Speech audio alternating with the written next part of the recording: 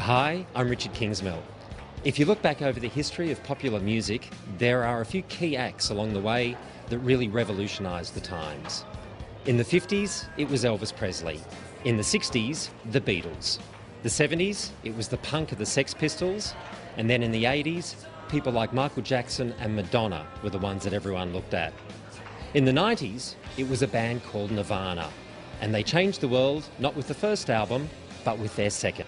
Few, if any, albums from the last 20 years can lay claim to the generation-spanning, genre-defining and industry-redefining legacy that Nirvana's Nevermind boasts.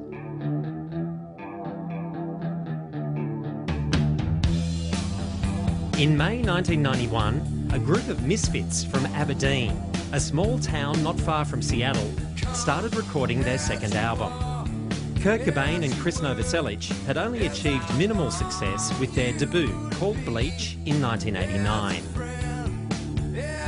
Now, with new drummer Dave Grohl on board, record company expectations in the follow-up were still only modest.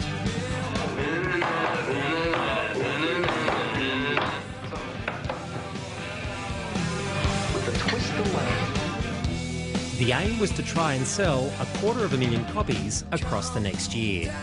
The people who liked our first album would like this one also. Of course, we want to make a comfortable living at it to at least be able to eat, and travel on tour. But as far as getting in the top 10, we don't care at all. We know it won't happen, While Bleach was famously recorded for just over $600, Nirvana's label coughed up $65,000 for Nevermind.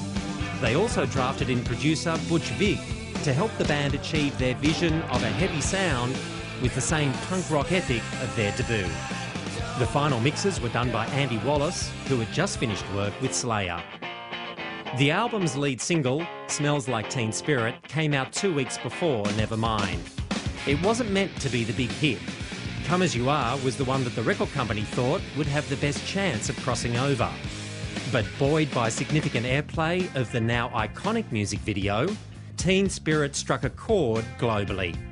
With its unmistakable opening riff and explosive chorus, it became an unknowing anthem for a generation of disaffected youth. And Nirvana's adopted home city of Seattle became the epicentre of the music world. Following the release of Nevermind in September 1991, the demand for the album started to quickly spread outside the band's fan base in Northwest America. Nirvana smells like Teen Spirit. Nirvana. It debuted at 144 on the Billboard charts, but the next few months saw the album's sales grow and grow. In January '92, the album eventually hit #1 in the States, dethroning the king of pop, Michael Jackson. Nevermind was top 5 and selling platinum all around the globe, including in Australia, where it peaked at #2. At this time, right at the height of their popularity, the band honoured a commitment to tour Australia, which they had made before the release of Nevermind. They played the very first Big Day Out in Sydney in January '92, and they also did their own shows in medium-sized venues in Sydney, Melbourne, Brisbane, Canberra and Adelaide. Before the Nirvana phenomenon, there had been a very clear division between the alternative and mainstream worlds. The widespread acceptance of Nevermind changed this forever. Other Seattle bands also succeeded in breaking down this divide and achieved huge success. Acts like Pearl Jam, Soundgarden and Alice in Chains were suddenly catapulted into arenas. Such an explosive movement of new music needed a label, and the word grunge was coined for all these new guitar bands.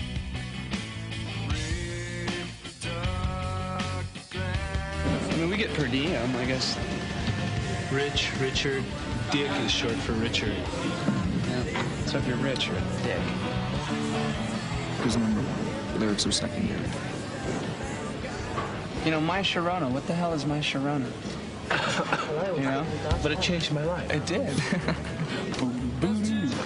My Sharona. While it was far from their intention, Nirvana and Kurt in particular became the poster children for grunge.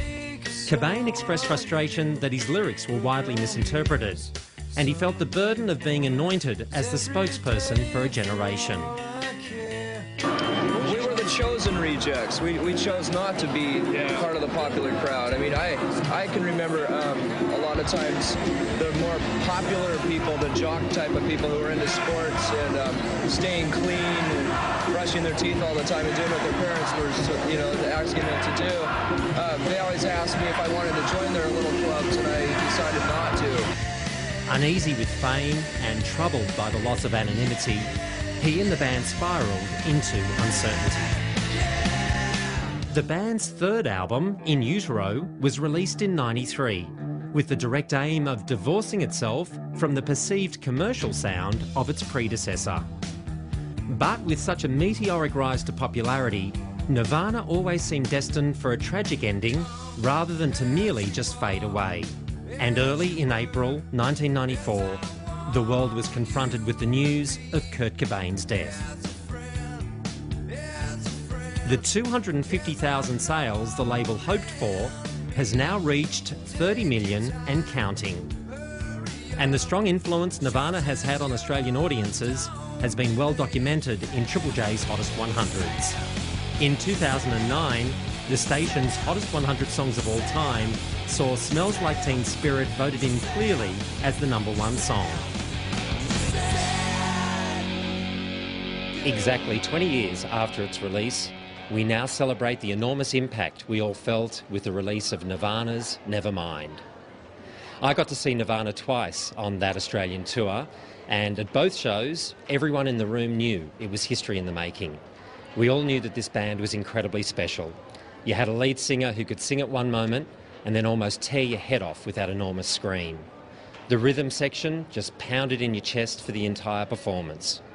It was also incredibly dangerous. You felt along the way that it could all fall apart at any given moment. And I guess at that point, we all realised that Nirvana may not be a band that would be around forever. What you're about to see is incredibly special. This is the band on stage in their hometown of Seattle. It's exactly a month after the release of Nevermind. The album was getting rave reviews and it was starting to sell through the roof. As far as we know it, this is the only concert of Nirvana's to be shot on film. It's going to look great and sound great. The band is at the peak of their power. You are amongst the first audiences anywhere in the world to see this concert. So enjoy it, scream if you like, clap certainly, just don't do any crowd surfing, and you'll dig this a lot. This is Nirvana, live at the Paramount.